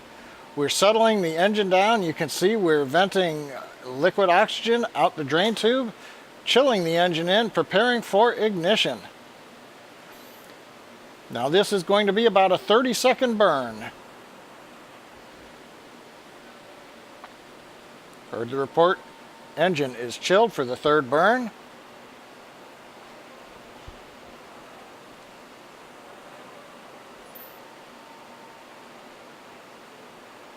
We're spinning the engine and we have ignition.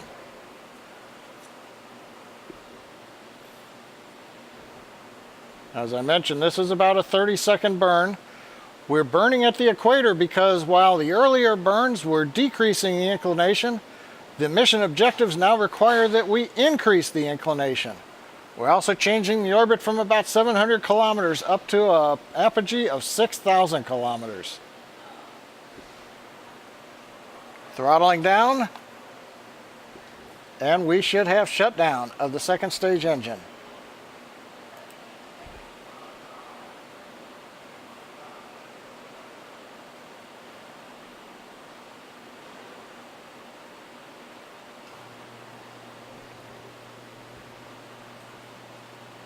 Waiting for the data to be processed to show us what the orbit looks like.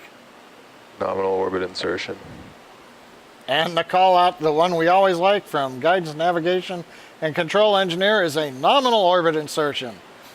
So we've had a good burn. Now we spent the first 2 hours of the mission in low Earth orbit, but now we're transitioning to medium Earth orbit. So to get from LEO to MEO, the most efficient way is to perform 2 burns of the upper stage engine.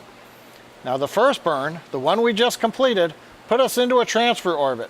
As I mentioned, it had us at one end at LEO, about 700 kilometers, and now the other end of the ellipse will be at the higher MEO altitude, about 6,000 kilometers. But now we need to do a second burn, which is going to be about 80 minutes from now, to get fully into that higher medium Earth orbit. So that means we're going to pause the live commentary.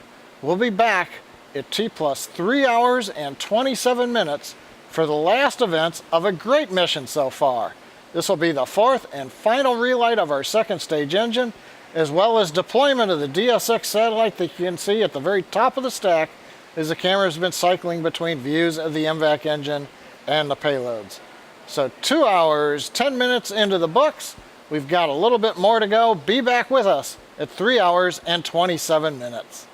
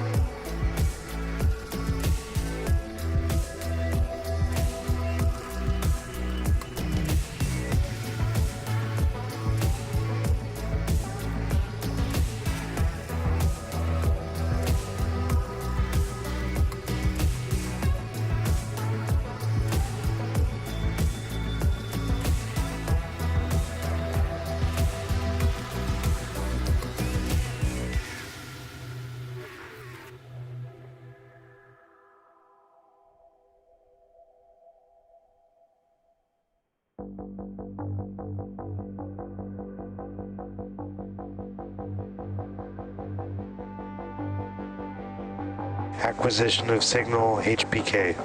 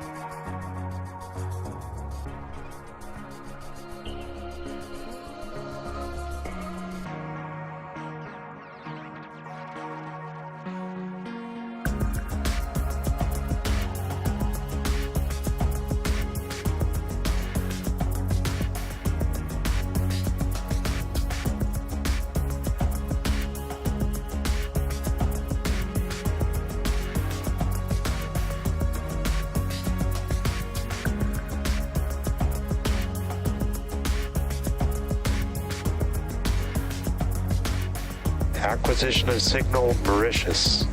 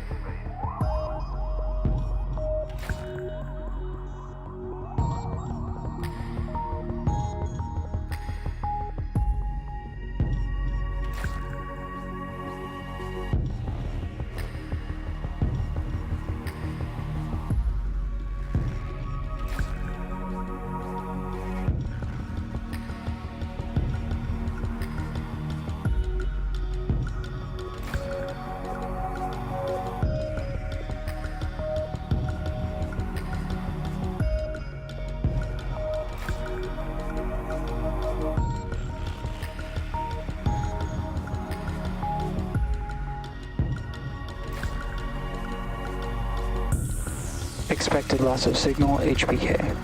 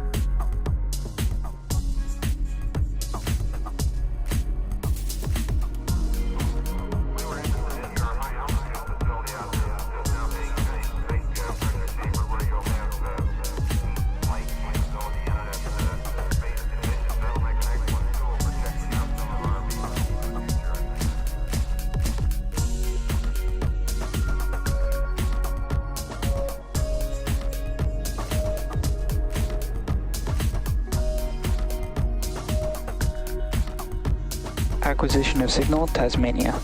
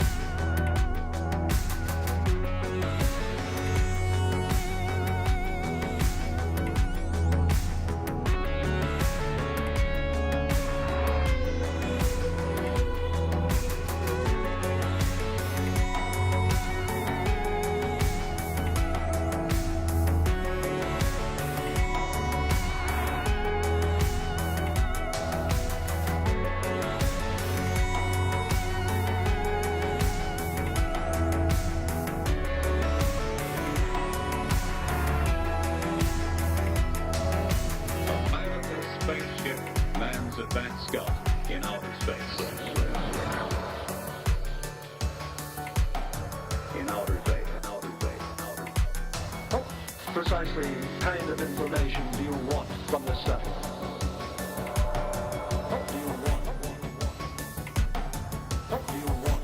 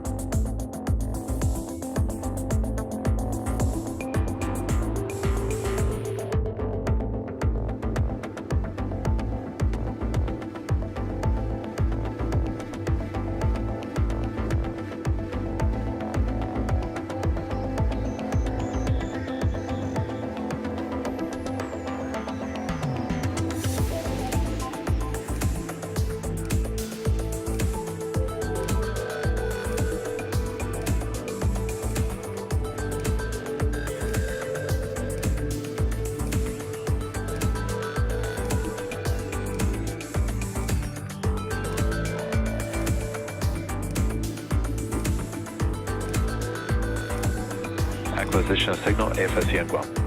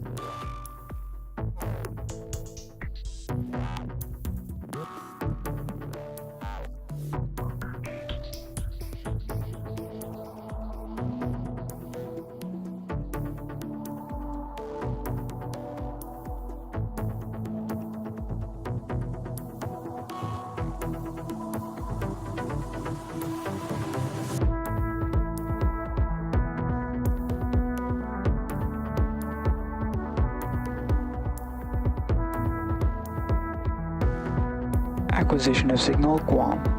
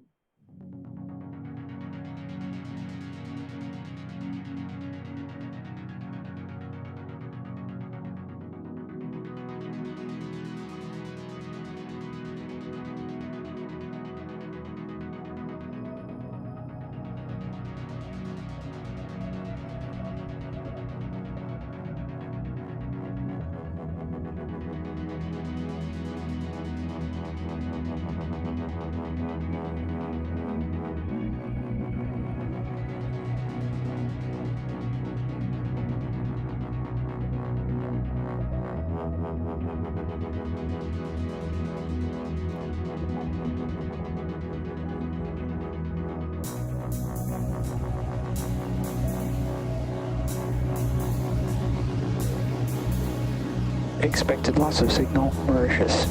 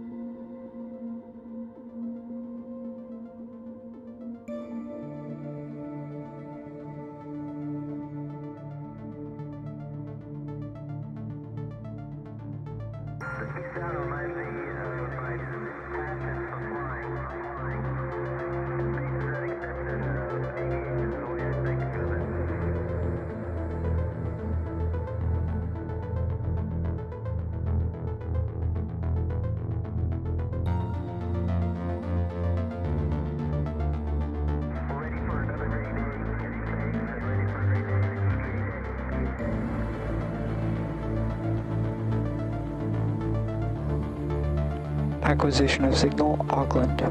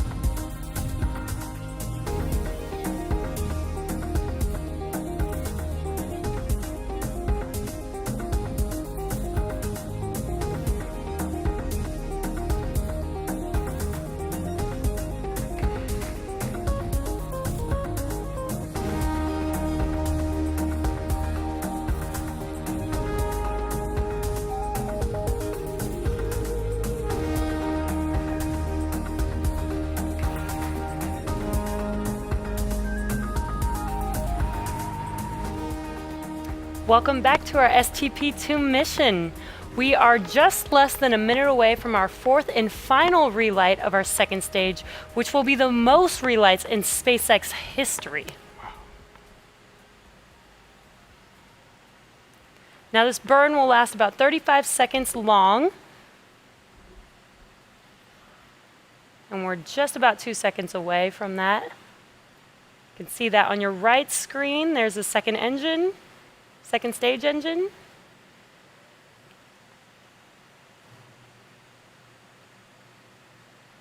And there you see second engine startup.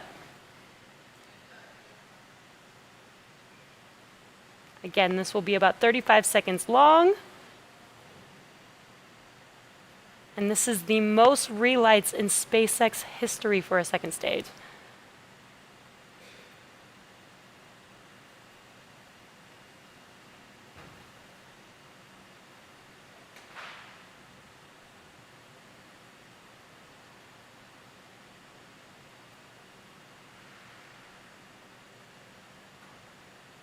And there is second engine cut off. That completes our second engine burn for the night.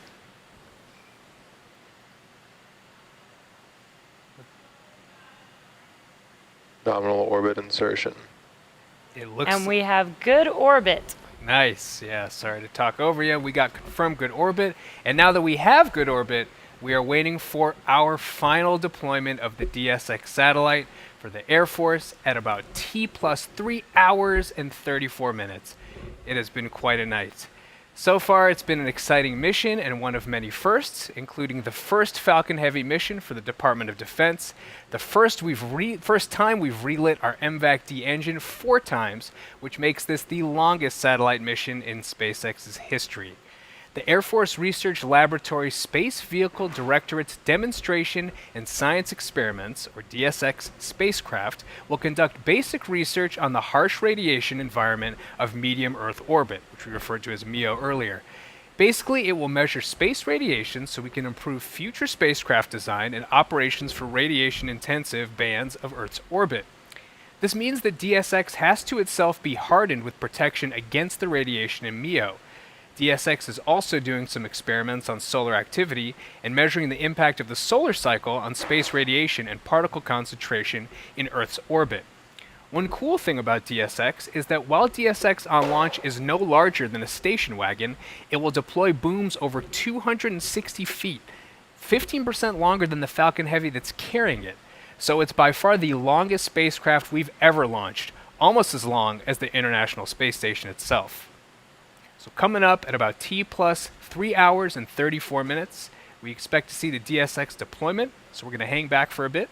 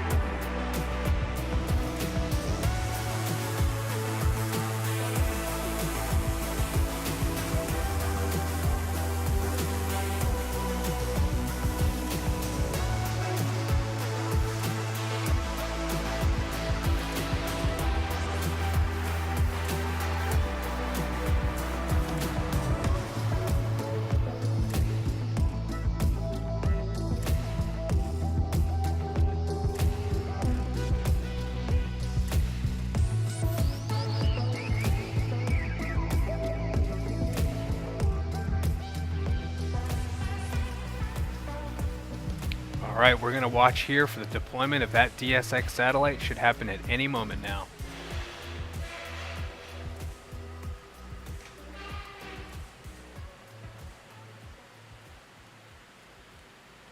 DSX payload deploy confirmed. And there you see it. What a beautiful image. 24 of 24. What a night. Jesse, we made it. I can't believe it. A night of historic firsts. John, take us home. Well, 2 + 3 hours, 34 minutes, 42 seconds since we lifted off from Kennedy Space Center, Complex 39A. It's been a bit of a marathon, but when you finish a marathon, you really feel good.